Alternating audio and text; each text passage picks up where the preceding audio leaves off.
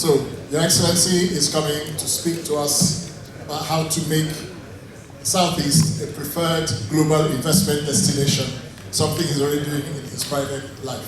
Your Excellency.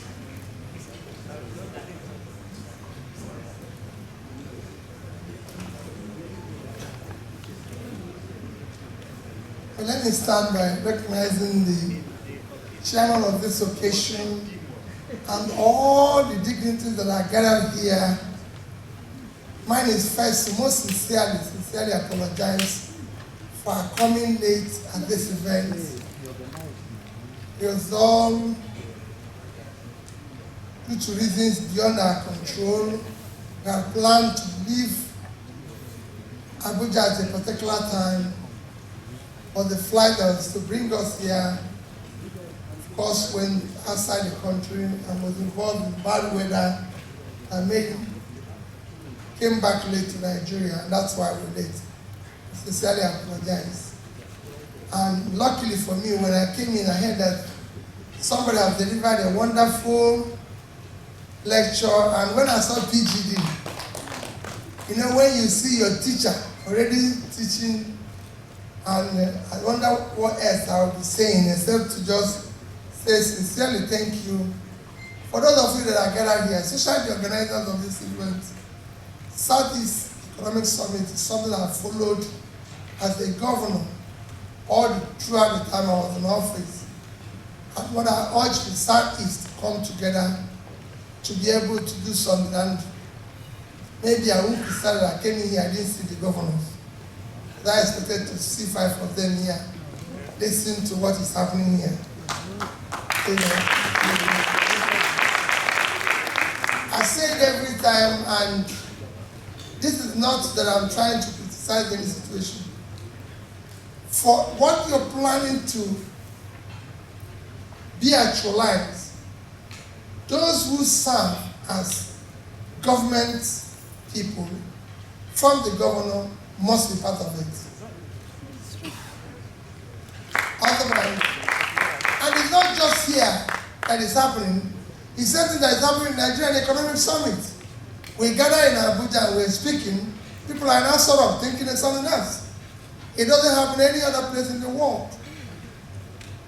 These are the drivers of the, and the reason why it's happening is because, and that is why things don't work here, because the government and the people are driving in different lanes. Because our government has become supply-driven, not demand-driven. So I get up and do whatever I like as governor, and the people do whatever they like. And that is why I say to the people, you must take back your government. Government must function with the people, because it is from the people that a leader will learn how to. Governments today are run like businesses. Otherwise, they will fail. That's why Nigeria is failing. That's why the Southeast anywhere is failing. Because it's not run like a business. It's run like something else, a charity. And because everybody has to go to Abuja every month to collect money. And that is affecting us. So that's why everybody is telling you every day about price of oil and price of oil. Imagine if the states were to be existing in another climate where there's nobody sharing money from oil, wouldn't they have survived? A country with the biggest reserve of oil in the world is Venezuela. 23 million, and it's a collapsed country. That shows you can survive without that particular asset. But here, everybody is dependent on it, and it makes you not to be thinking. But what do we need to do in the Southeast that is critical? In the Southeast, we are naturally entrepreneurs. And if you look at what is keeping China today, it's entrepreneurship and SMEs. And that is what we need to develop here. In our own case, it's something we can do and do easily. If you look at all regions of the world, there's no place you have the richest region by oil, not one. Even in America, that will refer everything. Texas is the 5th largest economy. It's 1.4 trillion. California, that is number 1, is not based on oil. So today, when knowledge economy, I listened to PGD when I was coming to talk about knowledge economy. That is the driver of the world today. Nobody is thinking about baggage economy. In our own, it's even a diminishing asset. People are now trying to build vehicles. I don't need petroleum, do this and everything, and we are still busy arguing every day. Price of oil went up, price of oil went down. Where we have talented young men that can change this place if supported. And this is what we need to look at and support them. And like I always say to people, your country in 2015 had 70-something million poor people, and India had 176 million poor people. Within 3 years, India pulled 102 million people out of poverty. They have no oil. Your country pulled 12 million into poverty and became number 1, and they became number 2. But they have no oil. What did India do? India is aggressively moving along the knowledge economy. It is the future of tomorrow. And you are driving oil, which is an asset that is already going down and nobody needs it.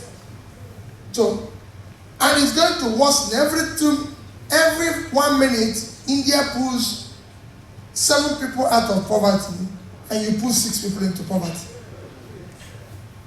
Because they're not growing. It is shown that the more you can invest in education, and when you talk about education, you talk about STEM education, the more developed, the richer you are. You can see it every day. I remember telling somebody there, Apple announced that they now become a 1 trillion company. And I said to him, we're here struggling. Nigeria, in the past 3 years, have actually come down from a GDP of 520 billion to a GDP of less than 400 million. And that is why at times I get worried when people are talking about, oh, we are doing well. This morning I was in a lecture and I told them that fighting corruption is not an economic policy. A disaster. You can't say because. You cannot say because you have a supermarket that is thriving, like you have ShopRite or this, and some people have come and stolen some bits and pieces. You close down the shop and start chasing them. By the time you come back, more goods must have expired and everything has come down. You've lost your customers. And that's what we've done in Nigeria. That is why it took us, we were busy, we shut down our shop. So we have lost more in where our GDP was since this government came, chasing people who have stolen money. What we've received from what they've stolen is up to 10% of what we've lost legitimately. And it becomes imperative that we move in the right direction and people are moving.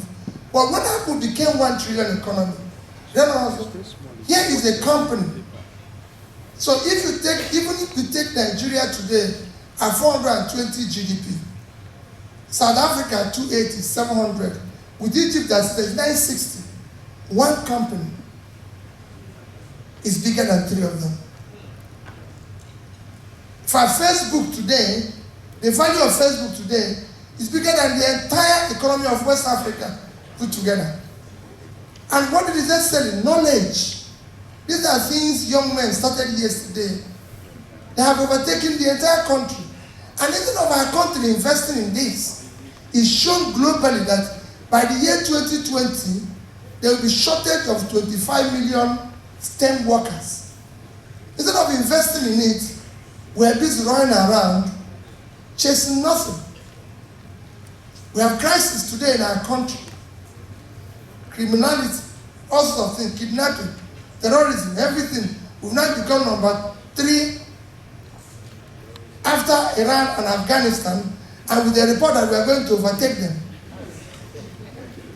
In misery index now, we are just 1 to lead that top. Misery index. Everybody knows what combines to produce misery index, unemployment, and inflation. In stress index, Bloomberg just said that Nigeria is the most stressful country to live in. So everywhere you go, we are now getting into the war situation. And nobody is looking at it. Why? Because there are millions of young people in their productive age doing nothing. No country can have that number of people and you will not have all sorts of ills, terrorism, everything. It's as simple as ABC. When countries like China, Indonesia, and everything is focused on using this talent to build their economy and sustain everything, we are throwing them into unemployment, we're throwing them into this. If you look at what people are doing, if I give an example of how your country works, I can always use Baton Rouge whenever I give an example. Some of you might not know about Baton Rouge's investment in Aba. But if you know about it, you will know we don't have a country.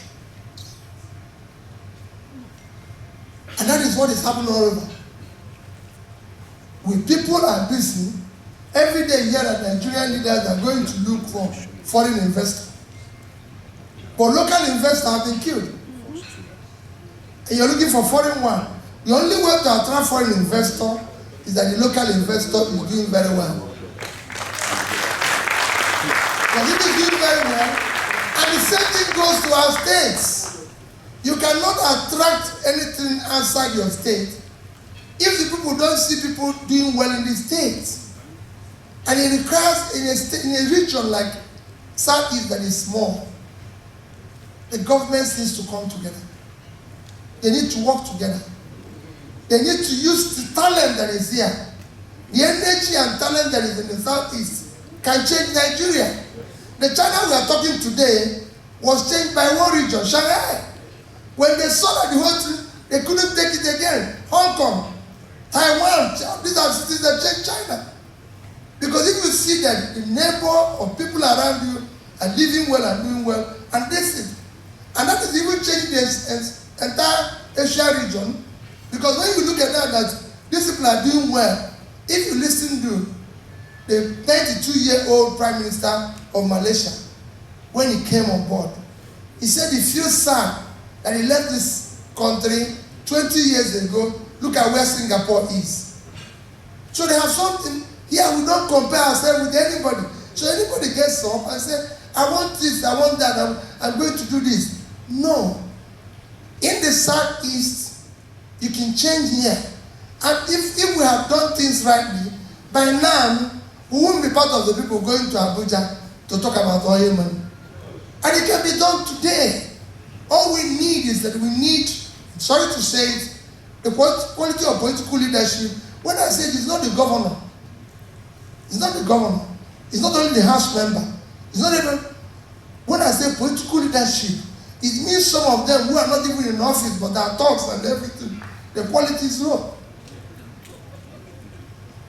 Don't think it's just the governor. Governor is just one person. House of Rep is one person. But we have some people who are godfathers who even say they don't agree with us who are politics. I remember talking to a leader of National Assembly when I was calling about one of the big men we have who says he doesn't disagree with everything we do. I said, you know, but these are the political leaders we have today in our region and are dragging everything down. We need to change that. We need to bring more enlightened, visionary leadership in the system, and then be able to sit down with people who have something to offer. This region will change Nigeria. It will get it right. This region is dynamic. We should be exporting everything from here today through Port Harcourt Port.